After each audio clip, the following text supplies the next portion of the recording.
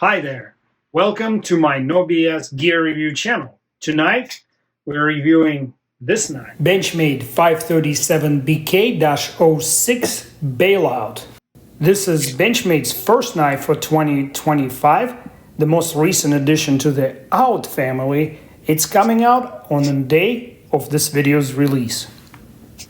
With its grivery handles and S30V blade, to some of you, this knife may seem as a throwback or a step back by Benchmade, but let's go through this test and see how it actually performs.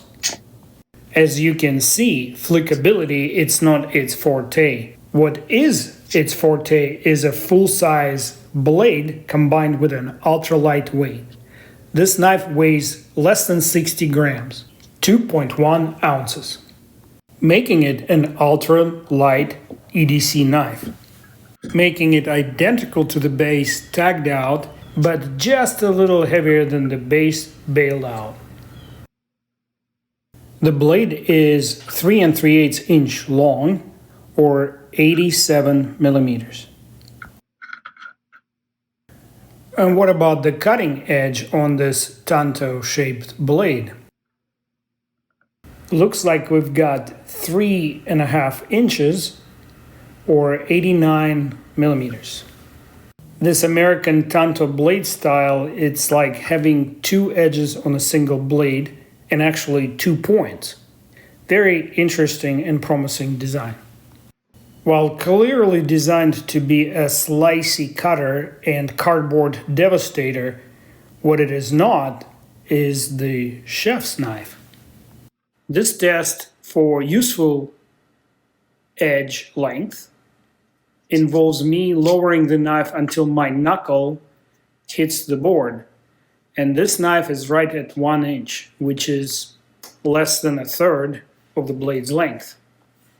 The blade centering is off. It's a pocket knife, and both are keywords, so ability to put it in and take it out of the pocket is critical to the knife's primary functions.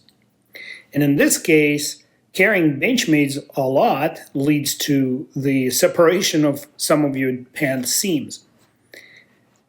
Yeah, they, for the life of them, cannot step away from the design of this clip, which is almost always fitted too tightly to the scale.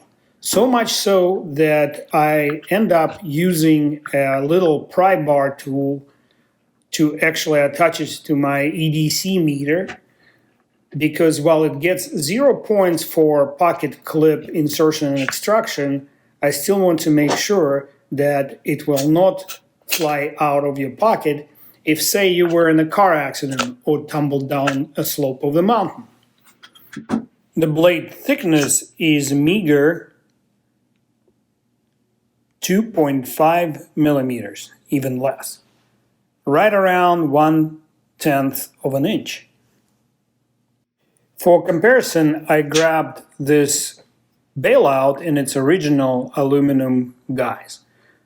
Right away, you notice that the bail is different. This part is called the bail. It has a glass breaker, a tungsten tip that's designed to break automotive glass under duress. Some people complain that it is uncomfortable in hand. I can poke myself all day long and it does not cause any discomfort. Now, on this knife, they eliminated the glass breaker, making one huge wide bail here. It's titanium to reduce weight. Some other hardware on the knife is also titanium. The reason original bail was so beloved by everybody was because it had an M4 blade. And then there was an FRN version of it in 3V, which is also a great tough steel. Now, this knife came with S30V. To many, it's a throwback. I personally think S30V is a great super steel, but it's not designed for toughness. It's designed for edge retention. So how dare they make such a thin blade out of metal that is not very tough? We'll find out some of these details in the near future here. The handle thickness remained roughly the same, within like thousandths of an inch. It's around 10 millimeters. as well as on the aluminum handle, which begs another question. Will Grivery feel a lot flimsier than aluminum? Being that long of a span and thin, I believe it will. Another reason I carried the original bailout so much was the handle feels extremely comfortable in hand. Even though it's thin overall, it never cut into the palm of my hand. This knife, however, has very sharp edges on the FRN scales, and they feel like they themselves could cut something pretty quickly. But mostly it will be your fingers, and speaking of the flimsiness, it does bend a lot.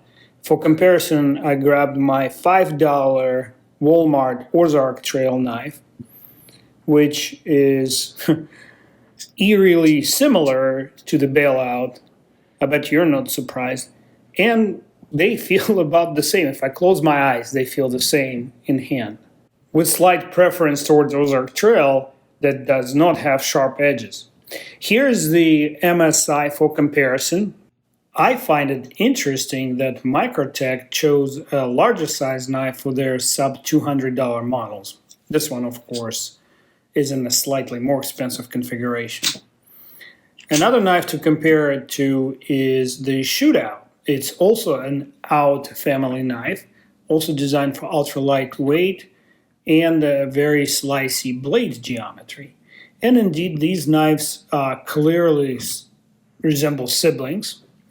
And so does the Ozark Trail. I would be remiss if I didn't throw the Bug Out in the mix here. As you can see, basically, if you're choosing between the Bug Out and a Bailout, you are deciding between pretty much the same knives. Just slight shape factor difference, and dimensional differences are not significant. And now I'm testing the force required to deploy the blade. In my research, I developed an opinion that a force of between 1.2 pounds and 4 pounds is best for blades deployment. Anything less and it feels sluggish, anything more and it's difficult for some people to deploy. In this case and in this range, the higher is the better. This knife is borderline too light, and yet I can flick it effectively with my thumb. I'm going to complain here because out the box, the knife felt like the washers were oiled and then allowed to completely dry. So it runs very, very kind of slow and grippy. Not at all what a knife in over $100 price category should feel like, especially when Asian competition keeps making perfectly functional knives. Another area where Benchmade's found lacking more often than not is how the edge is ground. However, in this case, it actually looks pretty good. They always use pretty rough media. I estimate roughly 320, and they never strop, as evidenced by some of the sharpening burr still being felt at the apex. As you can see, this bright white line at the very apex, that's the burr that's hanging from the other side of the knife. Doesn't look like they stropped it, but I could be wrong about that. Actually, not really. And the next test is my Hype Smasher. Here I set the knife up in the clamping device that's designed to emulate human hand. As you can see, it's not compressed between the jaws. It moves almost freely, and the handle sits on a couple of metal pins clad in rubber. The reason I do that, this type of clamping emulates a human hand grip pretty closely in my non-medical opinion. Once I clamp the knife down from the front and from the back, in the bottom left you can see the large clamp, it remains as rigid as it would be in your hand. This test I call lovingly Hype Smasher, and the Hype Smasher machine is right in front of you. It is a modified arbor press with some of the mechanism removed so that this ram or bar of steel could drop freely. The bar weighs 2.5 pounds. I tend to strike the blade 2¼ inches from the pivot so that the torque on every knife tested remains the same. And the drop distance is 6 inches, half a foot. You can easily calculate the force that drops on the knife. So let's see how the axis lock on this knife holds up.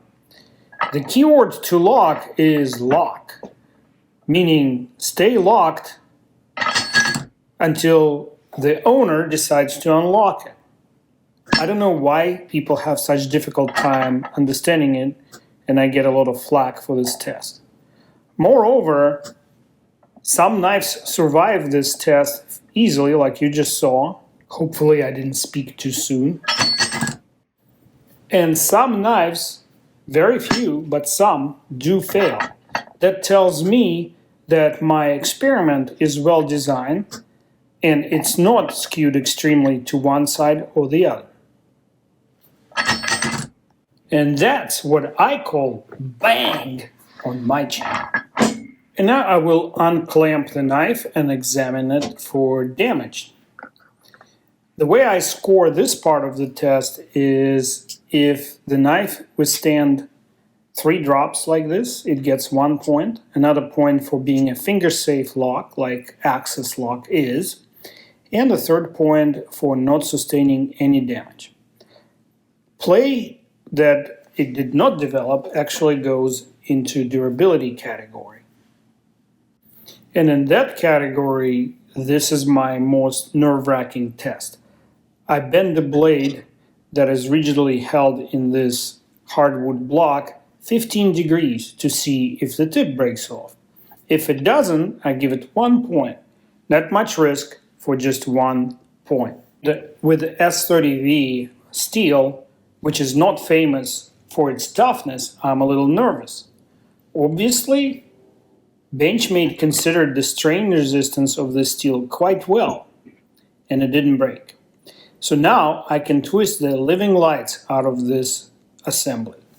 Yes, this test tests the durability of the entire assembly, especially internal components such as pivot hardware, stop pins, and spacers. If nothing comes loose, it gets a total of 3 points. 1 for the tip, 1 for not being bent, as you just saw. No permanent bending on the blade. Straight as a ruler. I don't detect any blade play in up and down direction, and a little bit of play in a side-to-side direction. So there goes 1 point. The fact that this blade's tip didn't break off or bend permanently makes me a little bit nervous about the blade's hardness. You see, Benchmade heat treats their blades in a soft range very often. And to test that, I am checking the calibration on my device. It's supposed to be at 787 lead points. And what I get is 784 points. So I'll have to add 0.2 Rockwell points to the results to get the corrected averages. That's called zero shift. 1 point on leap scale is equal 0.07 points on Rockwell scale, much higher resolution. What I showed you here is the fact that the Cerakote was removed from the very back of the blade to ensure full contact metal to metal on this block. And I'm also applying a incompressible liquid, which in this case is sanitizing gel, to ensure that any air pockets between the blade and the block are taken up by the gel. What you saw now, that 54.9 is clearly an outlier. That does happen. That's why I have 5 strike average. So once average comes up, I will then have to subtract the outlier and add that zero shift 0.2 points. And here's your adjusted average, 58.9, which is not terrible. It's not stellar. As you know, some makers heat treat S30V blades into 62 range, but it's not bad. So we continue on the opposite side. While this test method is not accepted by the industry as a standard hardness test, it is guided by a legitimate spec called ASTM A956, which allows this approach to testing thin, light pieces of metal, as long as they are on a solid block and the incompressible fluid is present. So here's the adjusted average for the right side of the blade, and overall average is 59.2. To be perfectly honest, for this thin of a blade, I would not want it to be any higher. 60 would be my limit. Next, I am testing the sharpness of the factory edge, not to determine the sharpness, but to define the baseline for my edge retention test. I will take 4 measurements. I do not remove outliers in this test because I simply don't know if it's truly an outlier or am I hitting a recess between 2 striation peaks on the edge. You saw the microscopic image. Clearly the edge is cut. Somebody asked me if sometimes these fishing line loops break. Oh yeah, this is fishing line that I bought at Walmart. It's a 4-pound fishing line. The reason I picked fishing line is because it's rated for breaking strength and elongation. I am in the process of testing BESS filament media, which is basically a dark color fishing line. And at some point I'll publish that video, which will not make me any friends in the BESS organization, whatever it is. So now I am going to calculate the average for factory edge. Because I saw a little bit of variance, I'm taking a 4th measurement. I usually stop at 3 if I see consistency. The first cut was kind of high, but we're in the 350s range, which is not exactly correlatable to the BESS testing because they use a leverage push cut and I'm using the horizontal or direct, but it's also would be considered a push cut even though I'm pulling on the meter. It's because the filament is pushed against the apex.